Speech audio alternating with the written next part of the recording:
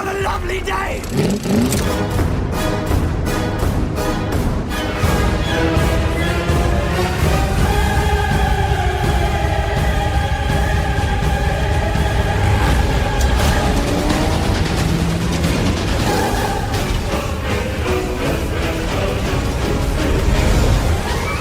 Welcome to the Mad Max Minute Podcast, the daily podcast where we break down Mad Max 1 minute at a time. I'm Rick. And I'm Julia. And today we are talking about minute 92, which begins with cast credits and it ends with credits for wardrobe, the mechanics, and others. So we are right back in the thick of credits, and we're going to run through a couple of the credits that we see listed before we go back into more analytical questions that I have left over from yesterday. Yeah, we spent a lot of time during the movie, introduction of characters, talking about the actors and what else they have done. And we have not taken an opportunity before now to talk about the behind-the-scenes people and what else they have done. So this will be interesting. Although there is one character who received credit within the alphabetical listing of names that we didn't talk to during the movie because he kind of came and went really quickly. And that is, believe it or not, the TV newsreader has a credit in amongst the alphabetical names. Oh.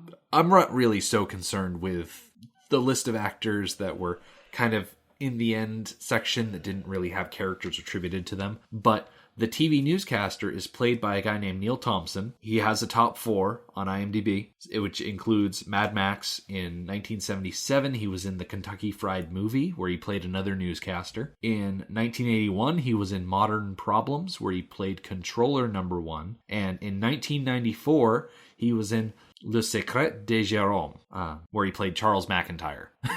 Okay. You're going to say that with a French accent? No, because it's Charles McIntyre. It might as well just be Chuck at that point. So, Thompson was actually in 18 episodes of Prisoner Cell Block H, including, I think, 3 that we've already seen at this point. Oh, no. Yeah, who? Pretty much plays detectives and inspectors and police characters. Oh, okay. Like one of those guys that just comes around for a couple episodes and then disappears for a while, and then he comes back and disappears again.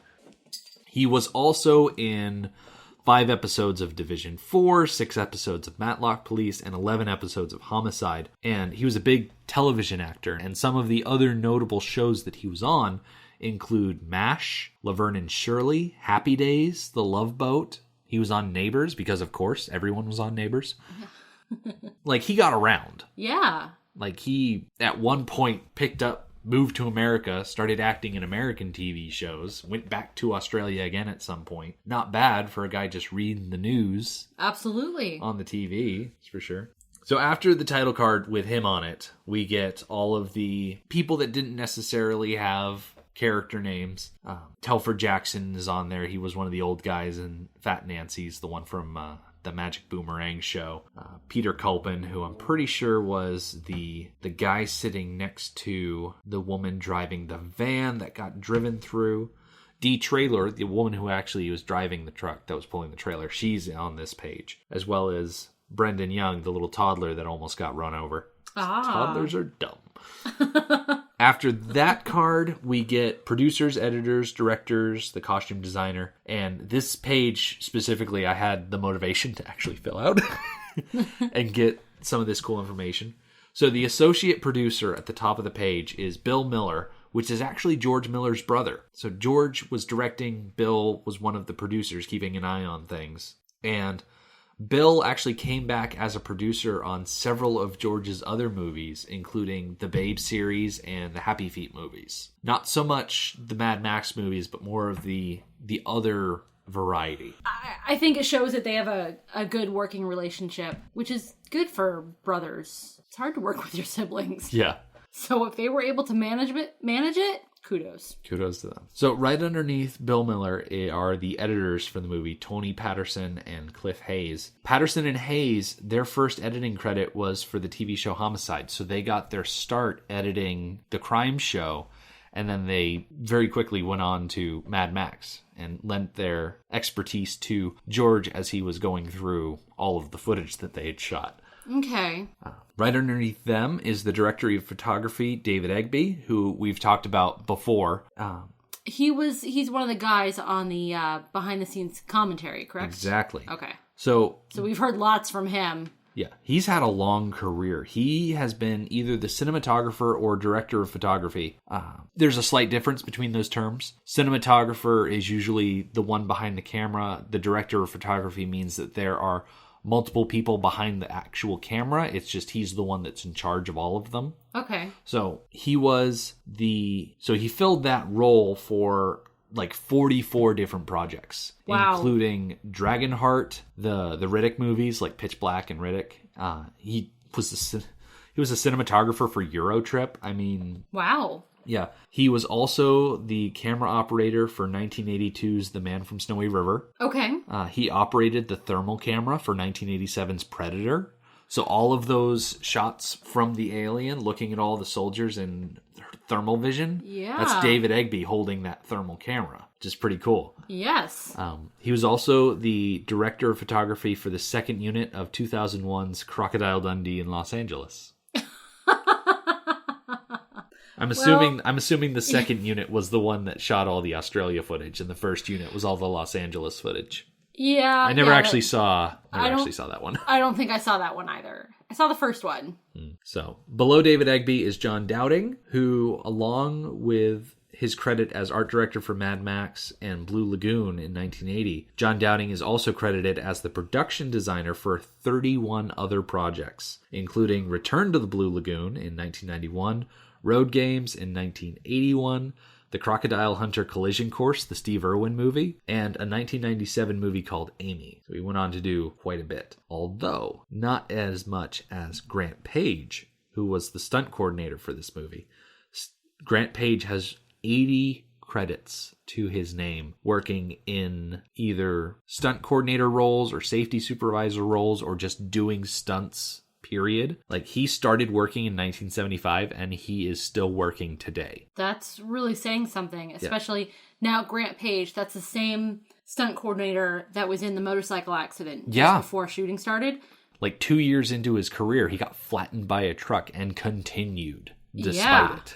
I think the last time that one of the many times that we've talked about the stuntmen in this movie, someone on our listener page made a comment about there should be stuntman awards. And actually paying attention to the stunt work in a movie, I absolutely agree. These guys work so hard and they do the stuff that other people don't want to do. Other people who get paid way more and get more recognition, the stuff that they won't do or can't do, these stuntmen do it, and they deserve a lot of credit. Absolutely.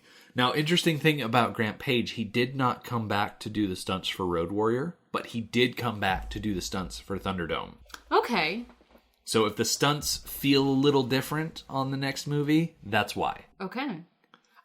I'm glad you said that, because as you were saying it, it occurred to me that when you know a stuntman's work, can you notice his absence? Like, will we be able to, analyzing minute by minute, notice the difference between Grant Page's work in Mad Max versus, I'm sure we'll get to know his name very well at some point, but the stunt guy in Road Warrior? Yeah, I don't feel like I have a good enough grip on Grant Page's style of setting up and executing stunts. But I feel like if you pay attention to that sort of thing, like really closely, you can probably start to see patterns emerging. You know what I mean? Yeah. So the last name on that page is Claire Griffin, who was the costume designer. And this was like the second production that she did costumes for. The first one was 1977's Raw Deal. I didn't look that one up too much, but I imagine that going from that one project to a big international release like Mad Max probably helped her career. Oh, yeah, I'm sure. Certainly. I think she did a phenomenal job. It might be easy to write off the complexity of her job because half the people were in uniforms and the other half wore the same thing the entire time. But throughout the movie, especially with the gang, we were able to identify sometimes, that was the only way we could identify who people were, was just the color of their helmet or the color of their pants, because that's all we could really see of them. And to identify somebody that well by what they're wearing, I think she did a really good job. Yeah, I mean, you can say, oh, well, all she had to do was just put them in 1970s clothes. And it's like, no. She had to take the design for the uniforms and realize them, make sure that they actually work in a real world scenario. She had to keep them mended because they were vinyl and kept ripping all the time. Right. She had to dress so many bikers. Yes. And I love that Toe Cutter had the bit of fur over his shoulders. Yep. It was very, regal. That combined with his mane, it was very lion-like, king of the forest and all that type of stuff. Yeah, pretty awesome. I also really liked, now that we're off on that tangent talking about costumes, I really like that Jessie was wearing her bathing suit and cover-up for, all of her climax scenes. Because it really drove home how non-stop it was for her. Yeah. She never got to stop. She never got to slow down. From the time she left the farm to go have an enjoyable afternoon at the beach to her death, she never got to reset. And that she wore that cover up the whole time really drove that home. I agree. Okay. So the next page, it talks about sound recordists, special effects, casting, assistant directors, and whatnot. As far as the special effects are concerned, they were done by Chris Murray. He has done special effects for 67 different projects, including Gallipoli in 1981, 2 of the Crocodile Dundee movies, the first and second one, several episodes of Farscape, and even Superman Returns, the Rouse? The 2006 one with, Okay. No, I know which one you're talking about. I'm just drawing a complete blank on any actors' names who were involved. I think Kevin Spacey was in that one. Yes, Kevin Spacey was Lex Luthor. Okay, as a side note, I went and saw Superman Returns in the theater, and I enjoyed Kevin Spacey as Lex Luthor. I'm pretty sure that I went and saw it in the theater as well. What year did it come out? 2006. Okay, so I would have been home from college. I can't remember where I was. I may have seen it in the theater. But I agree. I thought he did I enjoyed him as Lex Luthor. Yeah. I mean, that's just about the only thing I enjoyed about that movie, but I don't remember it well enough. That's all right. You and everybody else. Yeah, I guess so. So, the casting for this movie was handled by Mitch Consultancy, which they've handled casting for about 6 or 7 different productions. They handled Mad Max as well as Road Warrior. So they came back, cast for the second movie, did not come back and cast for the third or fourth movie. So next we get to see the production assistant, unit manager, script supervisor, makeup, hair, whatever. Whatever. Like I'm really discounting the hairdresser, still photography, and second unit photography. Anyway. They're all important to the production. The name that stuck out to me there was Viv Methan because she did makeup. She has been working nonstop for movies and television since 1974. Technically a little bit earlier than that because 1974 was the first release date that she got credit for. But as far as movie makeups are concerned, she's a veteran for sure. Yeah. I'm struck by a lot of these people that we're talking about and looking at the span of their careers. Mad Max fell pretty early in most of their careers. Yeah. And I appreciate that, working on Mad Max helped to further their career. It kept them on that path to go create and produce other great things. So after that title card, we get listing for camera assistant, clapper, loader, gaffer, best boy, boom grips, operator, a lot more behind the scenes stuff. Yep. When the myriad of people that it actually takes to make a movie. Yeah, when you watch The Madness of Max and they show all those still images of the crew next to the boom truck and whatnot, a lot of those guys in those pictures. Yep. And really at that point, the minute turns over into, minute 93. But I wanted to go back to some of the more analytical questions that I had yesterday. Do you want to talk about Jessie? I do. Okay. I do want to talk about Jessie. So my question is this. Was Jessie a fully realized character? Should she have been featured more? or less? Ooh. So let's start at the first one. Was she a fully realized character? I would give it a soft yes. Yeah. Like, Because it could have been better, but we did learn a lot about her and her personality and how she interacts with Max. The soft yes is because she never... Well, no, she does. She does interact with other people. I was going to say she never interacts with anybody else, but she does. And it's a very important part of her story is how she interacts with Toe Cutter. Right. I think because we get to see that Jessie has, a skill in playing the saxophone. She is a stay-at-home mother of a small child who is very healthy. We see their apartment. Like, we know that there is depth to Jessie. We know that there is more to her than just being Max's wife. I mean, a lot of the situations we see her in are her acting as Max's wife because Max is really our POV character. But I think at the same time, we get enough time with Jessie that we get a good sense of what kind of person she is. The idea that she is caring and really values her family, and yet she's also really tough when she knows that, her personal and the safety of her child are on the line. Yes. I was thinking about the first half of the movie versus the second half of the movie and how Jessie fits in. First half of the movie, we only see Jessie through Max's point of view. Mm-hmm. It's at home. It's, saying goodbye to her when he has to leave. It's when Max is grieving for Goose and Jessie comes to him and consoles him. It's all from Max's point of view. But then the second half, Max has started to turn his corner. One of his tragedies has just happened. Now, most of the time that we see Jessie, it's on her own. We get more of them together, but we get the whole scene with Toe Cutter at the beach. Max is nowhere near that. He's completely separated from that. And then we see her in the woods at the beach, in the woods, again, on her own. And it really, that's when I think we get the real character development, is when Max is not there. Yeah.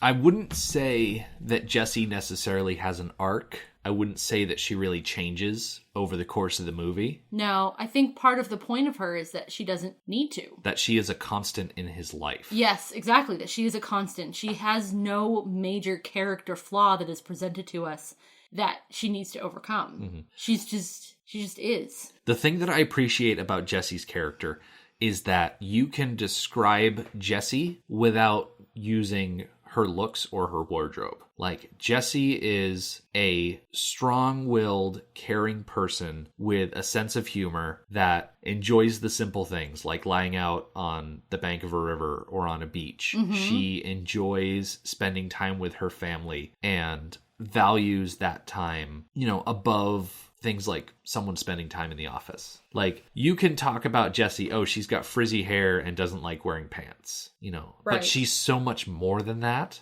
and I really appreciate that. Yes. And, when we first met Jessie, we made comments about her not wearing pants. But then as we got to the second half of the movie and she really started in on her character development, we never mentioned it again. No. She spent her entire last day not wearing pants. And we never mentioned it. Yeah. Because it just wasn't part of her character anymore. Or at least it was part of her character, but it wasn't like the defining element of her character. Right. It wasn't like Harley Quinn in the Suicide Squad movie. Her outfit is part of her character. For sure. And if she wore something different from that outfit, it would change her character. Yes. Like, never at any point, if Jessie was wearing something different, would it make any difference. Exactly. With the idea that Jessie is a realized character, I feel like they could have probably realized her more. I feel like a lot of her aspects are definitely in relation to other characters, like how she's defined. Yes. I would have liked to see her maybe just one small scene at home without Max. Yeah. Maybe with Sprague. I'm cool with that. But without Max. Yeah. Like maybe how she, after she said goodbye to him and did the sign language crazy about you, maybe just walk back in the house and sit down at the table to finish her coffee. Something. Yeah. Showing her at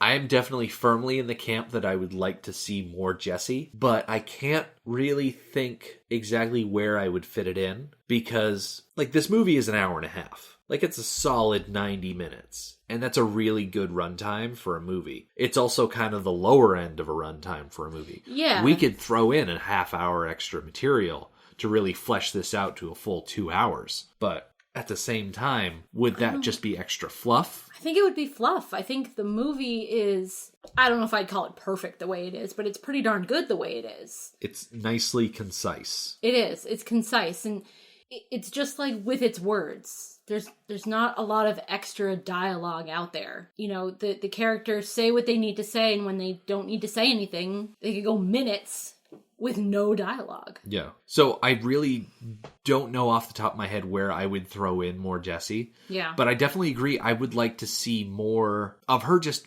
being. Yes. You know, we got that excellent sequence of just her going down to the ocean and spending the day out in the sun and whatnot. And that was great time spent with that character. And we got to see a lot of how she carries herself, how she reacts to situations. And I would have liked to see more than that. But at the same time, I'm not quite sure where it could fit in. I like your idea of spending time with her after Max leaves, but where this is the story of Mad Max. Right. It's hard to add in a scene where she's not interacting with Max because the story is about Max. Yeah, it's him that we're here to see. Right.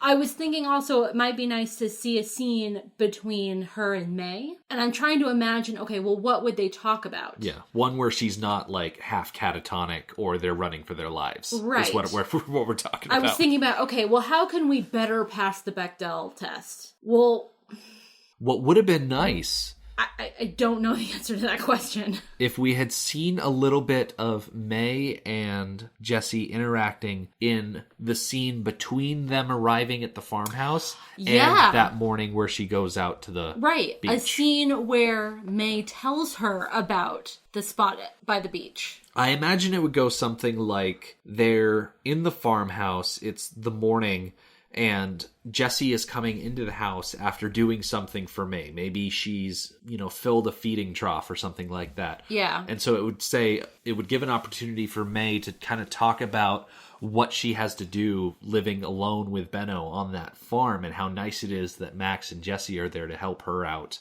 in exchange for them staying at the farm. Yeah. And it would give Jessie an opportunity to just show off how she's really adept at keeping house. Like, she has domestic skills. Yeah. That while they are in her tool set, they don't necessarily, define her. Like, she can still be... Well, she can show off how she is of that younger generation. That just because she knows how to take care of things... Like, she still enjoys, going out to the beach and having fun and doing all that stuff. And so they can have a little bit of a dialogue together. Because from all the Prisoner that we've watched, Sheila Florence is delightful. Oh, she is. And vastly underused in this movie. Absolutely. Although I gotta say, sometimes when we're watching her character, whose name is Lizzie, and sometimes when we're discussing things, I still want to call her May. Yeah. Which is weird because I know her as Lizzie now. Oh yeah, we've spent way more time with her as Lizzie than we ever did with her as May. Yes, but she is a delightful actress. It also might have, a scene like that might have answered some questions about the relationship of either Max or Jessie to May. What is their connection to May?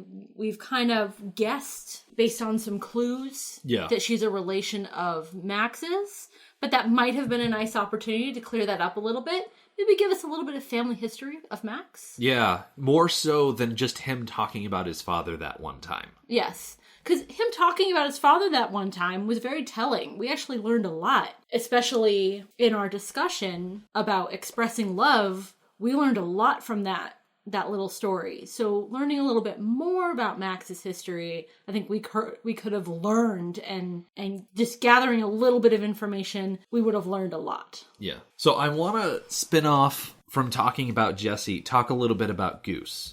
I have a couple of questions about him. Mainly, what role did Jim Goose play in Max's story, and how does he compare to Jessie as a companion to Max? So I think plot-wise, Goose was there to be the more lighthearted foil to Max's self-seriousness all the time, to be kind of the jokester on the force, you know what I mean? Yes, he certainly helped to keep things light, and in our discussions, we were certainly delighted by him several times. Yeah, I think Goose just adds a sense of levity to a story that at times can be really heavy and really dark. Yes. You know. And I think he serves that exact same purpose to Max. He brings levity to Max's life that might otherwise be a little heavy. Yeah. I feel like Goose allows Max to lighten up a little, to not take everything so seriously all the time, because they do have a very high-stress career with a lot of danger to it. And the fact that Goose is there to affect Max positively, I think, is a huge benefit to the story. The fact that we can see that there are other people in Max's life that care about him and care about his well-being. Yeah, I was struck by how Goose handled an injury. And I'm going to equate Goose's broken leg with Max losing his loved ones, which I know is not a fair comparison. Yeah.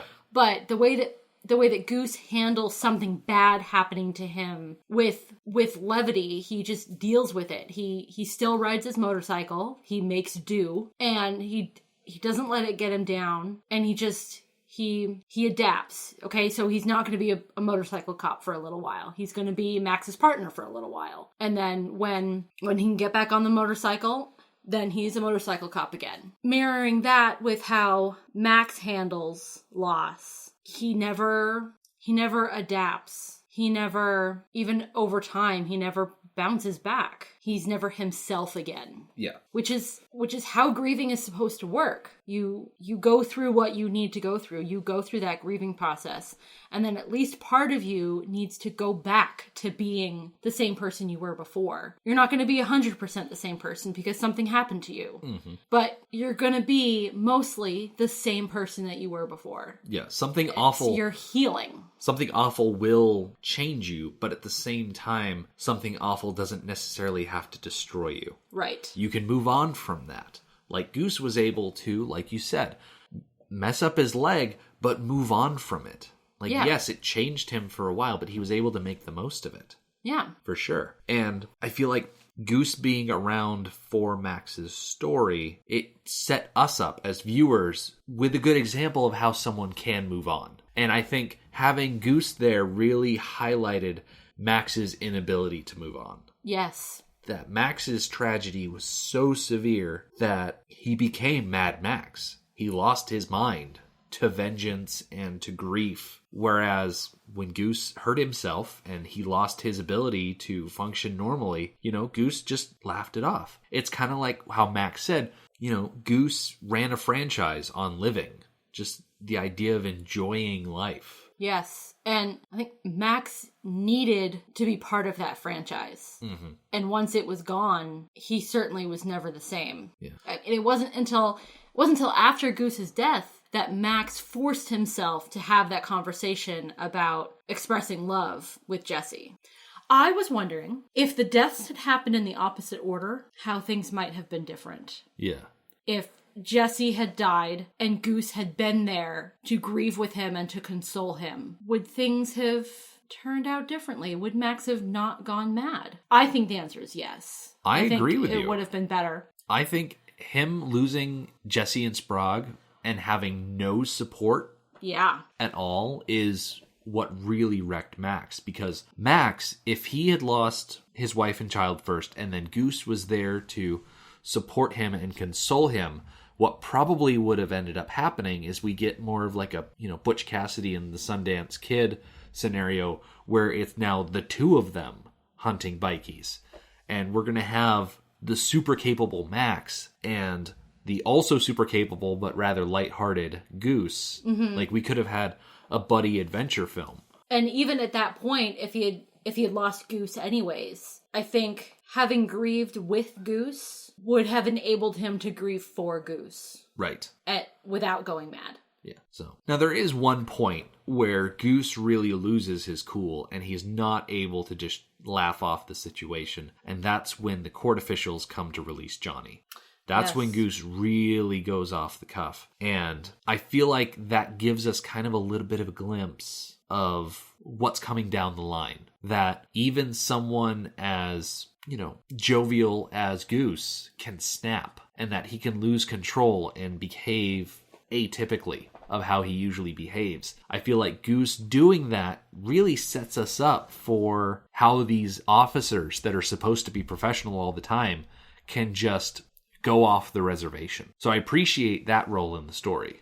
Yeah, it really does foreshadow Max. And Goose even does it in a more Goose way. Goose is going off the rails and losing his mind is very active, it's very aggressive, it's very in your face. Very high energy. Yes. Yeah. And Max's going off the rails, his going mad, is very quiet. Mm-hmm. He goes quite some time without speaking at all. And then when he does speak, it is quite to the point. There's no monologue, there's no taunting, there's nothing. He's just doing his business. Yeah. After he loses Jessie, I feel like we don't hear him speak at all until... He says ankle. Exactly. He tells Johnny what to do with the handcuffs, and then he outlines to Johnny what Johnny's situation is. Yep. And that's it before the end of the movie. Yeah. Yeah. I genuinely like Goose, and I think he's a huge part of the story just as much as Jessie. I feel like take Jessie or Goose out of this movie and you've completely destroyed it. Yes, absolutely. You need both of them. You need his home life and a connection and love and family there, and you need his work life, a connection, best friend, love. You need that there as well. Because the two combined are what define Max, and also losing both is what destroys him. So, speaking of love and connections, if you want to connect with us and show us some love, you can go to our website at madmaxminute.com. You can follow us on Twitter at madmaxminute, like us on Facebook, and join our listeners page, Mad Max Minute Beyond Microphone. Thank you for joining us for Mad Max Minute number 92. We'll see you tomorrow. Motorbikes and leather men take me to the edge of the dream.